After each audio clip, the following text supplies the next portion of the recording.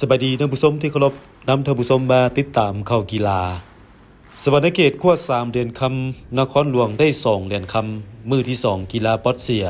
ในงานกีฬาคนพิการแห่งชาติครั้งที่4มื้อที่2กีฬาบอสเซียในงานกีฬาคนพิการแห่งชาติครั้งนี้แข่งขันวันที่16ธันวาคมนี้อยู่เดินกีฬาในโฮมบูยองวิทยาเขตดงโดกสิงเหรียญคำประเภทเดียวหญิงเดียวชายผ่านการแข่งขันแขวงสวรรณเขตญาติมาได้3เหรียญคำโดยเท่าทองสมุทรแก้วเวียงนางศิริวรรณคำสิงสวัสดิ์และนางอัมภัยมณีไส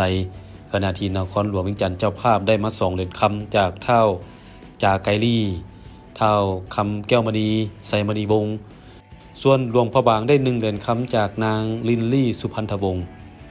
กีฬาบอสเซียในงานกีฬาครั้งนี้มีแข่งขัน4ประเภทคือเดี่ยวหญิงเดี่ยวชายคู่หญิงและคู่ชายสิง11เหรียญคำ11เหรียญเงินและ11เหรียญทองมี5ภาคส่วนเข้าร่วมคือเจ้าภาพนครหลวงแขวงสวรรณเขตบ่อแก้วหลวงพระบางและจำปาสักดำเนินการแข่งขันจนไปฮอดวันที่17ธันวาคมนี้จึงจะสำเร็จขอเชิญชวนประชาชนลาวบรรดาเผ่ามาร่วมชมร่วมเชียร์และให้กำลังใจนักกีฬาคนพิการจากทั่วประเทศให้ประสบผลสำเร็จในการแข่งขันครั้งนี้